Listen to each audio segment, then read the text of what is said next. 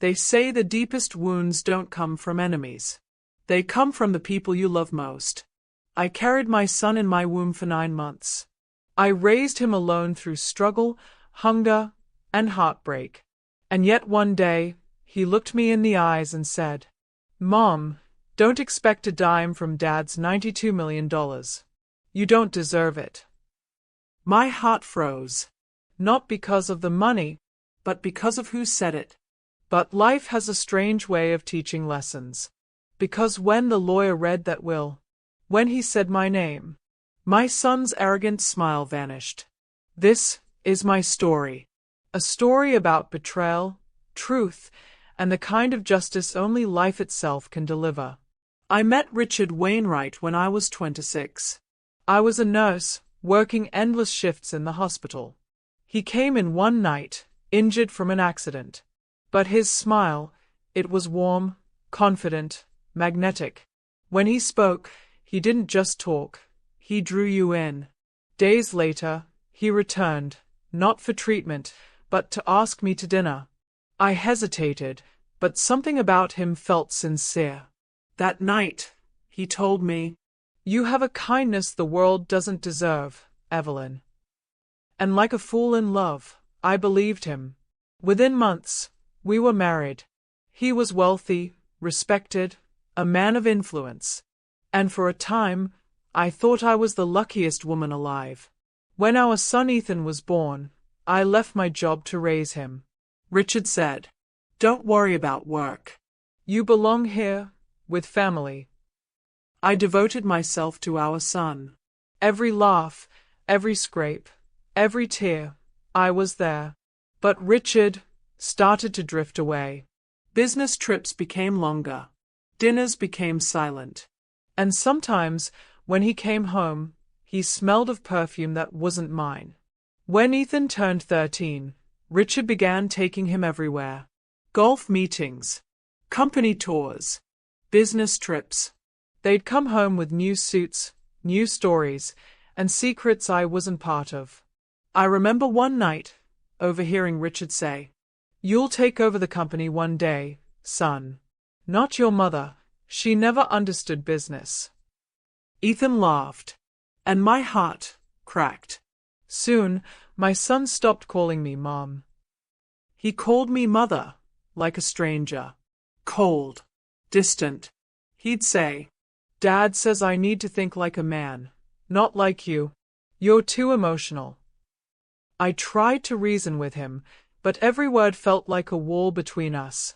One day, I asked Richard, "Why is he changing?" He sighed. "His growing up. Don't take it personally." But I did, because I was losing my son and my husband at the same time. It was late, thunder outside, wind against the windows. Richard came home, his face unreadable. He sat across from me and said, "Evelyn, I think we should end this." I froze. End what? The marriage. He didn't yell. He didn't argue. He simply ended us. He said, "You'll be fine. I'll make sure you're taken care of." He offered me a small settlement, a number that insulted every sacrifice I had ever made. Then Ethan walked in. He stood beside his father, hands in his pockets, eyes cold. "Dad says it's better this way, Mom." I whispered, "Ethan, do you even know what you're saying?" He shrugged. "You'll be okay." That night, I packed my life into 4 boxes. No hugs. No tears. Just silence. And when I closed the door of that mansion behind me, I promised myself I would never beg for love again. I rented a small cottage in Santa Rosa. I went back to nursing. I worked night shifts, barely sleeping, saving every penny. Sometimes I'd see Ethan on TV, the young heir of Wainwright Industries. I'd watch him smile, shake hands, talk about power and ambition. He looked so proud, so distant. On his birthday, I'd still send cards. None were ever returned. Years passed, until one morning, the phone rang. Pause. Sound of an old phone ring. Mrs. Wainwright. Yes. This is Attorney Colin Shaw. I'm afraid your ex-husband has passed away. The world went quiet. I didn't cry. Just silence. Then he said something that made my pulse quicken. You're requested to attend the will reading.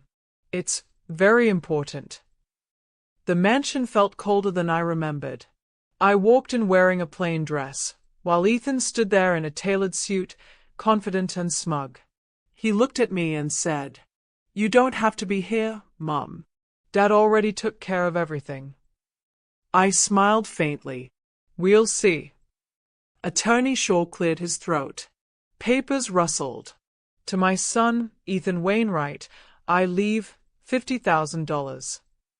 Ethan's head snapped up. What? That's a mistake. The lawyer continued. The remainder of my estate, totaling approximately $92 million, will go to Evelyn Grace Wainwright. The heir left the room. Ethan's face went white. His lips parted, but no words came. What do you mean? Mom gets it. The lawyer adjusted his glasses. Mr. Wainwright left a letter to be read aloud. Attorney Shaw read slowly. To my son, Ethan. You are my pride, and my greatest failure. I taught you power, not compassion. I gave you wealth, not wisdom. But the foundation of this empire was not my doing, it was your mother's. When I lost everything once, it was she who stood beside me. When I broke, it was her who healed me. You turned from her, and in doing so, turned from love itself. Let this inheritance remind you, money fades. Character lasts. Everything I own goes to Evelyn. Ethan's hands trembled. He whispered. He gave it all to you?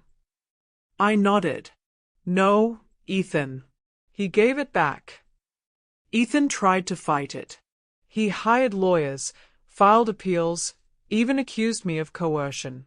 But every case failed. Every document was clean. Within months, he lost everything, his mansion, his cars, even his reputation. He disappeared from the public eye. Until one night, there was a knock at my door. I opened it to see him, drenched, shivering, broken. Mom, I don't have anywhere else to go. My heart ached. This was my son, my boy, now humbled by life. I let him in. I made him tea. And as he sat there crying, he whispered, I'm sorry, Mom. I was blind. I took his hand. Sometimes, son, we all have to lose everything before we see what truly matters. I never used the money for luxury. I built something better. The Grace Foundation, a home for single mothers raising sons. We provide housing, scholarships, and support. Ethan helps manage it now. He dedicates every day to the families who remind him of what we once were. Sometimes he comes to me, tears in his eyes. Mom, I don't deserve your forgiveness. I smile. Kindness isn't something you deserve, Ethan. It's something you learn. I often visit Richard's grave. I don't bring flowers. Just silence. Because in the end, he gave me something greater than money. He gave me peace. Ethan walks beside me now, quietly. He no longer talks about millions. He talks about meaning. Sometimes he laughs and says, Mom, remember when I said you wouldn't get a dime? And I smile.